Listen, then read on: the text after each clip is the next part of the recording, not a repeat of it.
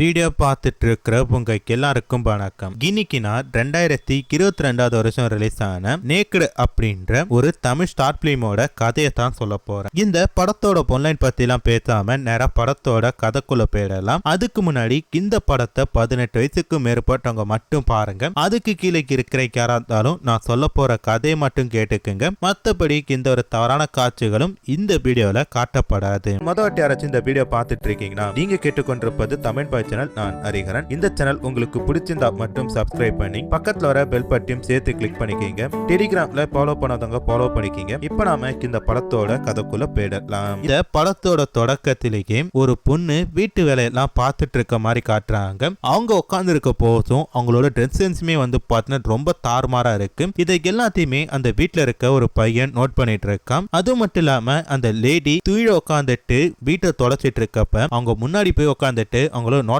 விட்டுட்டு இருக்கான். அப்போ பார்த்து அந்த லேடி அவனை பார்த்து லைட்டா சிரிக்கிறாங்க. இப்ப அப்படியே கட் பண்ணா அந்த பையன் தூக்கத்துல இருந்து கண்ணை முழிக்கிற மாதிரி தெரியுது. என்னன்னு சொல்லி பார்த்தா இது வரைக்குமே அந்த பையன் தூக்கத்துல தான் கனவு கண்டுட்டு இருக்கான். என்னன்னு சொல்லி பார்த்தா இந்த பையன் இந்த வீட்டுல வேலை பாக்குறான். இந்த வீட்டோட ஓனர் அம்மா வீட்டுல வேலை பாக்குற மாதிரி இவன் நினைச்சு பார்த்துட்டு இருந்திருக்கான். வீட்டோட ஓனரமான கீரனுக்கு என்ன பண்றாங்க, அவங்க ஹஸ்பண்ட் கிட்ட சண்டை போட்டுட்டு இருக்காங்க. என்னன்னு சொல்லி பார்த்தா இவங்க ரெண்டு பேருமே அடிக்கடி வீட்டுல சண்டை போட்டு தான் இருப்பாங்களாம். இப்ப ஏதோ ஒரு புதுசா ஒரு சண்டை அப்படின்ற மாதிரி சொல்லிட்டு இவங்க ரெண்டு பேரும் சண்டை போட்டுட்டு இருக்காங்க. இதை எல்லாத்தையுமே பார்த்தீங்கன்னா அந்த பையன் கிச்சன்ல இருந்து கேட்டுட்டு இருக்கான். அது மட்டும் இல்லாம நான் வீட்டுக்கு இன்னைக்கு லேட்டா தான் வருவேன், ஒரு முக்கியமான மீட்டிங் இருக்கு அப்படின்னு சொல்லிட்டு அந்த ஹஸ்பண்ட் அந்த இடத்த விட்டு போறாரு. ஆறு போனக்கு அடுத்து கிரண் பார்த்தீங்கன்னா டிவி பார்த்துட்டு இருக்காங்க. அப்படி பார்த்துட்டு இருக்கப்ப அந்த பையன் என்ன பண்றான், மறைஞ்சிருந்து இவங்களே நோட் பண்ணிட்டு இருக்கான். அதுக்கு அடுத்து இவங்க முன்னாடி போய் உட்காந்துட்டு சில வேலை பண்ணிட்டு இருக்கான். அதுக்கு அடுத்து கிரணுக்கு என்ன பண்றாங்க, நேரம் அவங்களோட பெட்ரூம் குள்ள போறாங்க. பெட்ரூம் குள்ள போயிட்டு கதவை சாத்திட்டு சுத்தி முத்தி பார்த்துட்டு அவங்களோட புடவையை கைட்டி போட்டுட்டு நேரா டாய்லெட் குள்ள போறாங்க. அங்க போன கடுத்தது கை கால் மூஞ்சிக்கு எல்லாத்தையுமே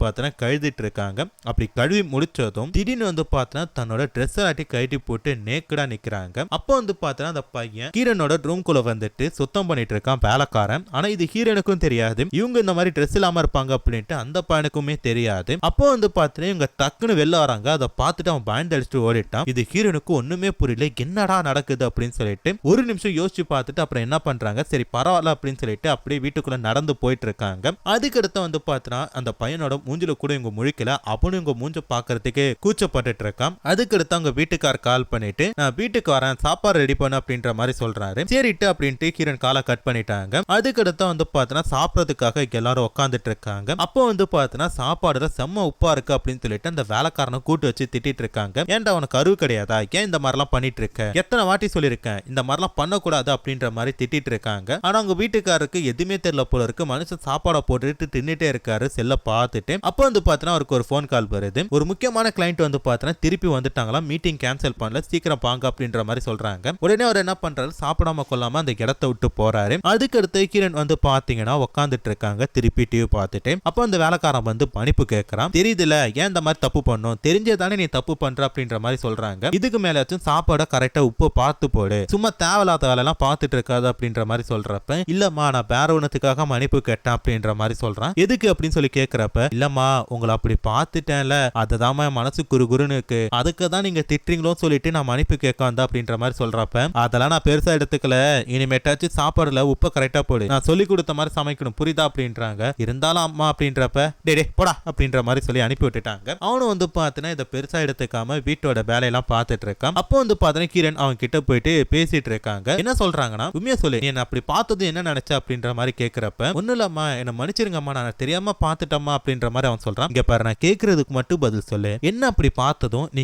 என்ன பண்ண அப்படின்ற மாதிரி சொல்றப்ப ஒண்ணு இல்லாம பார்த்தது பகிர் இருந்துச்சு உடனே போடி போயிட்டோம் அப்படின்ற மாதிரி சொல்றான். சரி என்ன இதுக்கு முன்னாடி நீ இந்த மாதிரி நினைச்சு பார்த்திருக்கிய அப்படின்னு சொல்லி கேட்கிறப்ப சொல்லுடா இந்த மாதிரி நினைச்சு பார்த்திருக்கியா அப்படின்றப்ப நினைச்சு பார்த்திருக்கேன் அப்படின்னும் போது இவங்களுக்கு கோவம் வந்துட்டு ஏய் அப்படின்ட்டு கத்துறாங்க. அம்மா அம்மா இல்லம்மா அப்படின்னும் போது நினைச்சிருக்கில்ல, நினைச்சிருக்காமா எப்படி நல்லா இருக்கா, எந்த மாதிரி நினைச்சு பார்த்திருக்க அப்படின்னு சொல்லி கேட்கறாங்க. இப்ப அம்மா ஒண்ணுமே புரியலமா அப்படின்ற மாதிரி சொல்றப்போ ஒரு விஷயத்த சொல்றான். என்னன்னு சொல்லி பாத்தீங்கன்னா என்னோட கணவரை பத்தி உனக்கு நல்லாவே தெரியும், அவர் பாத்தீங்கன்னா திருப்திப்படுத்த மாட்டாரு, இதனால நான் வெளியும் போக முடியாது, சோ நீ எனக்கு கிடைச்ச ஒரு ட்ரம்ப் கார்டு மாதிரி அப்படின்றாங்க. புரியல அப்படின்றப்ப நான் என்ன சொன்னாலும் நீ கேட்கணும், அதை மட்டும் நீ பண்ணா போதும் அப்படின்றாங்க. இப்போ அப்படியே கட் பண்ணா இவங்க ரெண்டு பேரும் பாத்தீங்கன்னா பெட்ரூம்குள்ள கொஞ்சம் அப்படி இப்படி இருக்காங்க. அப்போ பாத்தீங்கன்னா வீட்டோட கதவை திறந்துட்டு அவங்க ஹஸ்பண்ட் வீட்டுக்குள்ள வராரு. வீட்டுக்குள்ள வரும்போதே பாத்தீங்கன்னா ரெண்டு பேரும் முணங்குற சத்தம் தான் கேக்குது. என்னடா வினோதமான சத்தமா இருக்கே அப்படின்னு சொல்லிட்டு பெட்ரூம் கதவை திறந்து பாக்குறாரு. அங்க பாத்தீங்கன்னா வேலைக்காரனும் ஹீரோனும் கொஞ்சம் அப்படி இப்படி இருக்காங்க. இந்த ஒரு விஷயத்த பார்த்தோம் செம்ம கடுப்பாயிட்டாரு. உடனே வந்து பாத்தீங்கன்னா கத்துறாரு. இதை பார்த்ததும் ஹீரோன் வந்து செம்மையா பயந்துட்டாங்க. நேரா போயிட்டு ஹீரோனை செப்புல காட்டி ஒரு அட்டி அடிக்கிறாரு. அவங்க அப்படியே நிலத்தர மாதிரி கீழே விழுறாங்க. உடனே என்ன பண்றான் அந்த பேலக்காரன் இந்த இடத்தை விட்டு தப்பிச்சு ஓடிட்டு இருக்கான். அதுக்கடுத்து ஹீரோனை வந்து பார்த்தோன்னா துரத்தி அடிக்கிறாரு. ஹீரோன் வந்து பார்த்தா ட்ரெஸ்ஸே போடல. அப்புறம் வந்து பார்த்தோன்னா ஹீரோன் கழுத்தை பிடிச்சி நெரிச்சு கொலை பண்ண பாக்குறாரு. ஹீரோன் வந்து பார்த்தோன்னா எவ்வளவோ அந்த இடத்துல இருந்து தப்பிக்கிறதுக்காக ட்ரை பண்றாங்க. ஆனா வந்து பார்த்தோன்னா அவங்களால தப்பிக்க முடியல. அப்போ வந்து பார்த்தோன்னா இந்த வீட்டு வேலைக்காரங்க என்ன பண்றான், ஒரு சிலை எடுத்து அந்த ஓனர் மண்டையில போங்கி அடிச்சிடறான். அப்போ வந்து பார்த்தோன்னா ஒரு ரத்த வெள்ளத்துல அப்படியே கீழே விழுந்துட்டாரு. இதை பார்த்து ஹீரோன் என்ன சொல்றாங்கன்னா, அட பாவி எதுக்கு அவனை கொலை பண்ண,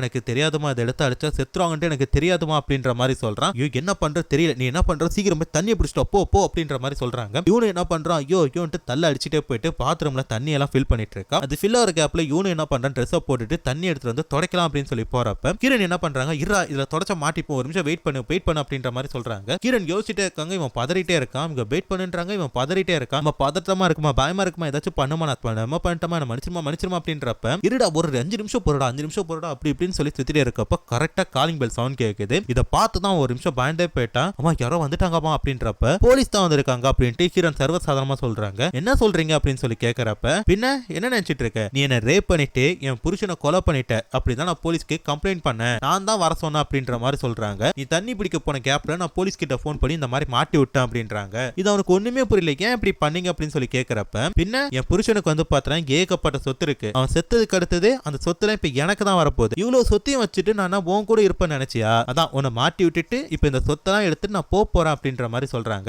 உனக்கு கடைசியா ஒரு சான்ஸ் தரேன் அப்படின்ற மாதிரி சொல்ல கரெக்டா வந்து பாத்தீங்கன்னா வெளில போலீஸ்காரங்களும் கதவை தட்டிட்டு இருக்காங்க. என்னமா சீக்கிரம் சொல்லுங்கம்மா அப்படின்றப்ப இந்த இடத்தை விட்டு பின்பக்கமா தப்பிச்சு போயிடு, போலீஸ்காரங்க கிட்ட நீ வந்த என்ன ரேப் பண்ண பார்த்தேன், என் புருஷன் தடுக்க பார்த்தாரு, கொலை பண்ண, இப்படிதான் சொல்லியிருக்கேன், இதையே நான் மெயின்டைன் பண்ணிக்கிறேன், இந்த இடத்தை விட்டு போயிடு அப்படின்ற மாதிரி சொல்றாங்க. இருந்தாலும் போமா ஹீரோயின் ஒரு மாதிரி பார்த்துட்டு இருக்கேன். என்னடா பார்த்துட்டு இருக்க, பொரியல போலீஸ்காரங்க கிட்ட மாட்டி சாவரி அப்படின்ற மாதிரி சொல்றப்ப அவன் என்ன பண்றான், அந்த இடத்தை விட்டு தப்பிச்சு போறான். கரெக்டா வந்து பாத்தீங்கன்னா போலீஸ்காரங்களும் வீட்டுக்குள்ள வராங்க. வந்த உடனே ஹீரோயின் என்ன பண்றாங்க, ஐயா இந்த மாதிரி என்ன ரேப் பண்ண பார்த்தாயா, என் புருஷன் தடுக்க போனாரு, அவரை கொலை பண்ணிட்டாயா அப்படின்ற மாதிரி சொல்லிட்டு கண்ணீர் விட்டு அழுகுறாங்க. உடனே அவங்க புருஷன் பணத்தையும் எழுப்பி பாக்குறாங்க. அவரும் செத்து போயிட்டாரு, எப்படி எந்திரிப்பாரு, அப்படியே ஒரு பச்சை ஒரு நடிப்பு நடிக்கிறாங்க. அதுக்கடுத்து வந்து பாத்தீங்கன்னா இந்த படத்தோட கதையை முடிச்சிட்டாங்க. சோ கண்டிப்பா இந்த படத்தோட கதை உங்களுக்கு பிடிச்சிருக்கும் சொல்லி நினைக்கிறேன். நீங்க யார வேணா நம்புங்க, கண்டிப்பா இந்த மாதிரி ஆன்டி எல்லாம் நம்பாதீங்க அப்படின்றக்காக தான் இந்த படத்தை எடுத்து வச்சிருக்காங்கன்னு சொல்லி நினைக்கிறேன். இந்த மாதிரி படங்களோட கதைகளை தொடர்ந்து கேட்கறதுக்கும் உங்களுக்கு ஏதாச்சும் ஒரு படம் பிடிச்சிருக்குன்னா அதை கமெண்ட்ல சொல்லுங்க. அதை பத்தி நம்ம அடுத்த வீடியோல பேசலாம். சோ அதுக்கடுத்து ஒரு சூப்பரான வீடியோல பார்க்கறேன். அது வரைக்கும் டாடா பை பை.